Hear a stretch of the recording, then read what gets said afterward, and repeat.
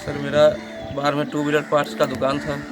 जब से लॉकडाउन हुआ हर 3 महीने में दुकान बंद करना पड़ रहा था, इसलिए हम ऋण नहीं चुका पा रहे थे, चुकाने में तकलीफ आ रहा था, इसलिए वहाँ दुकान छोड़ के अपना गांव वापस आ गए।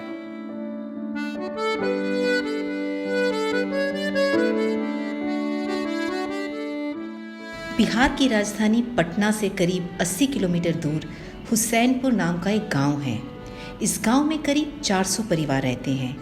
एक समय था जब गांव के 50% युवक शहरों में जाकर नौकरी करते थे।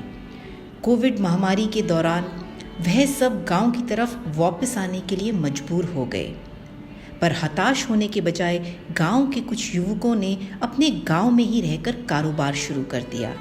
किसी ने चाइनीज़ फूड का बिजनेस शुरू किया तो वहीं पर किसी ने साइबर कैफ़े भी खोल दिया, और आज हुसैनपुर गांव के ये सब युवक अपने घर बैठे ही अच्छी कमाई कर रहे हैं। जब गांव आए तो यहाँ कुछ सुविधा नहीं था, चाइनीज़ वगैरह समोसा वमोसा का कोई सुविधा नहीं था मेरे गांव में। तो मेरी वाइफ ये काम जानती थी पहले से, जहाँ पे वो रहती वहाँ हलवाई का ही मोहल्ला था, तो उनसे देख देख के सीखी थी। वही बोली कि समोसा चाइनीज़ बनाइए और वही करिए, जो गांव में नहीं है वो चलेगा, इसलिए हम चाइनीज़ का दुकान खोल लिए। तो अभी आगे क्या प्लानिंग है आपका? सर प्लानिंग तो यही है कि जो टू व्हीलर्स पार्ट्स का जो काम था हम सब गांव में रह के सप्लाई करना चाहते हैं।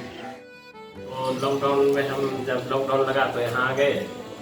यहाँ आने के बाद मुझे ये लगा कि मैंने कि कंप्यूटर हम जानते थे पहले से, क्योंकि हम BCA हुए, तो लगा कि यही रिचार्ज करना, बिजली बिल जमा करना, पैसा निकालना, ये सब इनकम का स्रोत हम बनाए।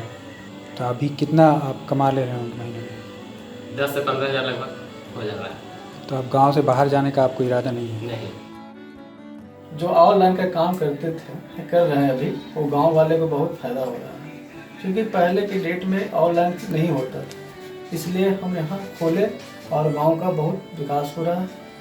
गांव वाले लोग कितने दूर जाते थे यहाँ? गांव वाले यहाँ से करीबन 5 किलोमीटर दूरस्थ जाते थे ऑनलाइन करने के लिए, जो आज नहीं जाते हैं, और कुछ टाइम में भी काम हो जाता है और अगला काम भी कर लेते हैं।